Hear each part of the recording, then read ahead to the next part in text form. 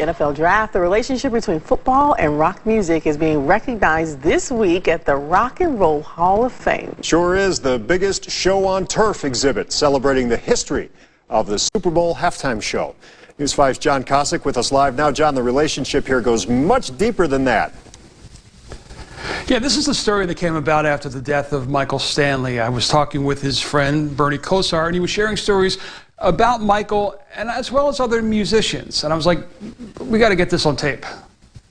Know one thing about football players and rock stars: they are kindred spirits. Us football guys like kind of being the musicians tend to want to maybe be us football guys. As a result, they often find themselves in each other's company. And while the new Rock Hall exhibit includes items like Prince's turquoise suit during his 2007 halftime show, Bernie has his own memory of that week. I sang the 2 nights before that Super Bowl with Prince and Huey Lewis singing "Working for a Living" on stage at Prince's place. Busboy, bartender, lady of the night, grease monkey, ex-junkie, winner of the fight. We're walking down the street, really all the same. Sell your soul, rock and roll, any other name.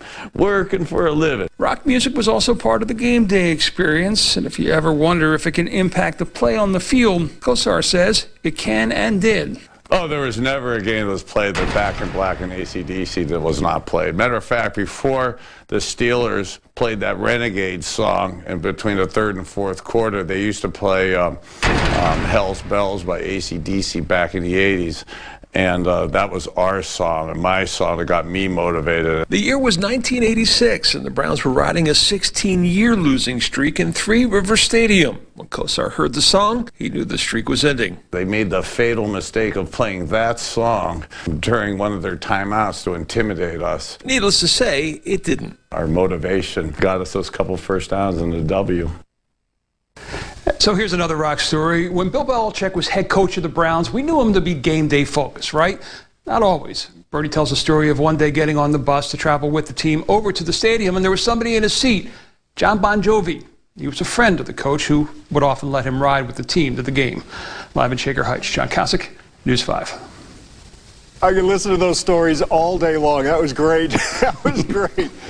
Bernie's taking what they're given because he's working for a living. Dirty deeds done dirt cheap. Hey, dirty deeds done dirt cheap. Here we go. Don't forget to tip your waitress.